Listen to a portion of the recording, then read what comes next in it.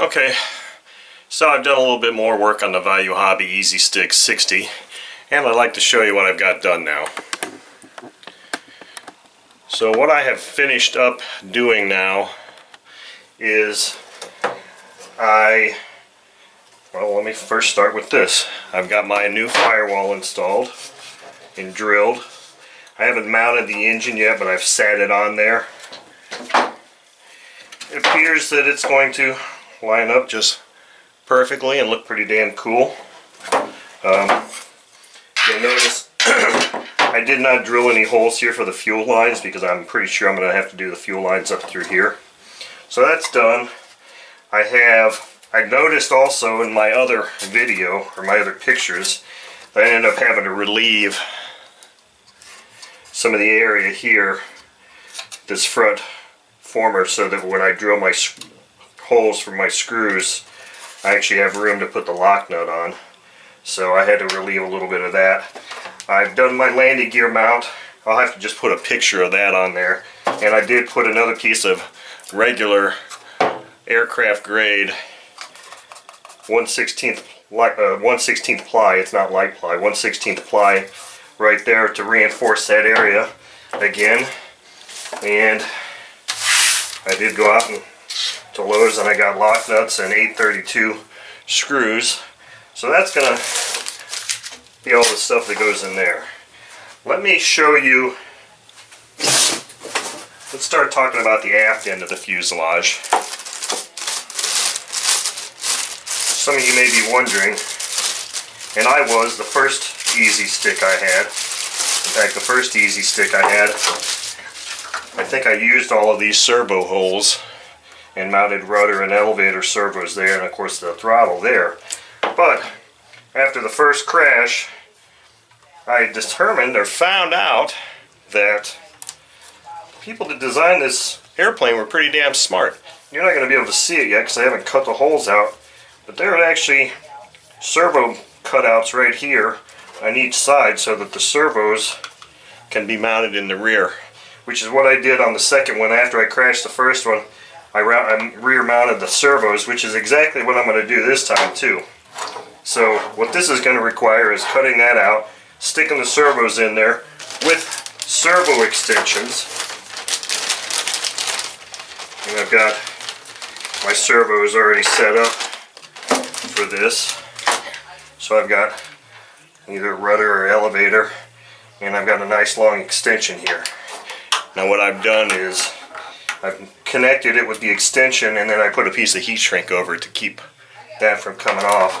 So let's see, this one is going to be right about here. So that'll reach plenty far, I think you can see that, to where I can mount my receiver. Same thing on the other side. So I'll be mounting servos in the aft of the fuselage, and I'll probably get that done prior to working on the dowels or the square pegs that actually interface this. What I did the last time, and I'll show it again, is I glued the posts in one side and then lightly with CA, and then I trial fit it, because the wood that they give you, and I can break that out and show it to you, the wood they give you is actually hard corners like this. I found out that you need to round off the edge that you're going to insert a little bit so that it goes in a little bit easier and it gives you a little bit of wiggle room. This obviously doesn't go like this, it's going to go like this. So anyway, that's kind of, I'm pretty much done with the forward fuselage now. It's just waiting for a throttle, servo, fuel tank install, all that kind of stuff I'm not really going to go into. Like I said, I was just going to go into the custom stuff. But I will make another video once I've got these servos installed and once I'm ready to start putting this fuselage halves together. Let's do one other thing here. Let's open up this accessory bag so you can see all the things that come in this bag. I know I didn't go over that in the first video at all. So the first thing is here, we've got a bag of wood pieces. That's our wing joiner.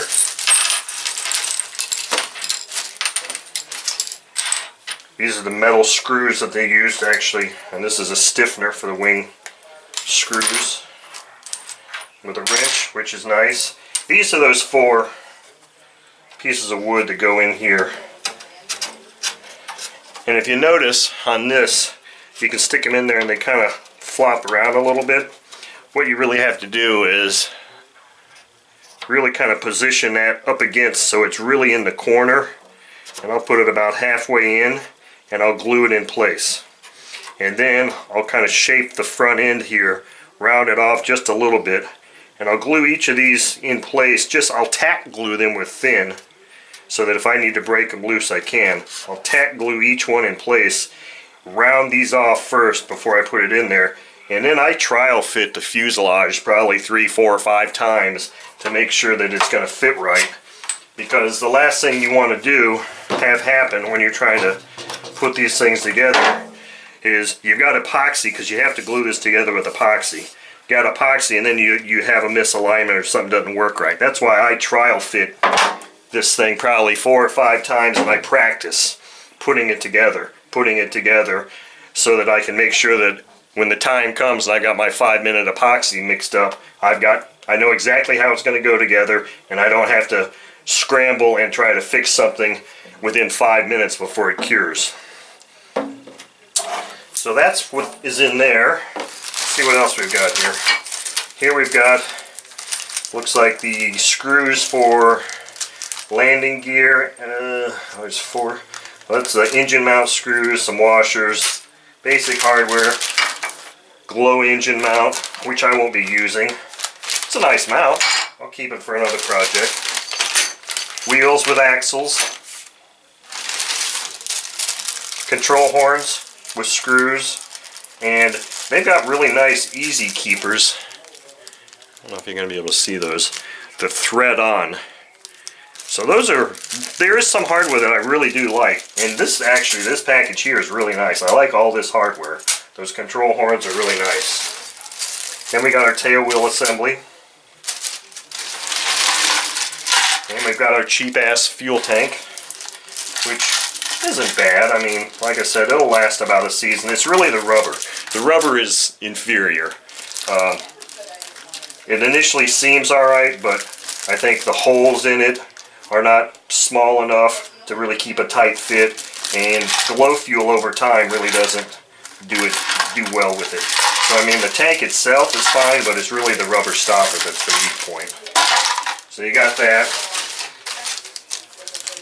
CA hinges. So all the control surfaces for this plane are already pre-slotted. You don't have to cut any slots for hinges, which is nice. All you got to do is just stick these things in, use thin CA, boom, they're in.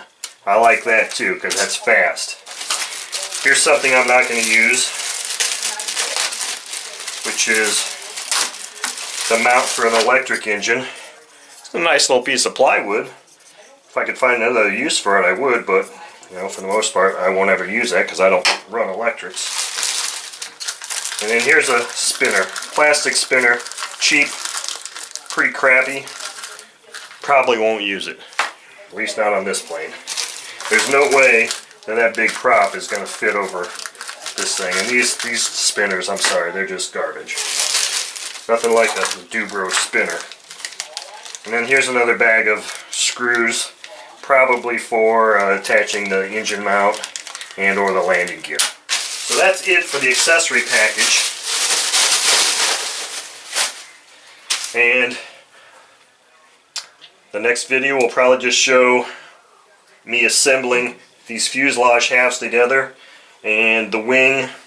I mean, it's really pretty straightforward after that. There's really nothing more custom that I'm going to be doing to this airplane other than just finishing up the assembly. So I hope you enjoyed this video series, and there'll probably be another part or two, maybe at least one more part. Other than that, the next videos, multiples, will be hopefully of it flying. So hope you enjoyed watching. I hope you learned a little bit about the Value Hobby Easy Stik 60. Thank you.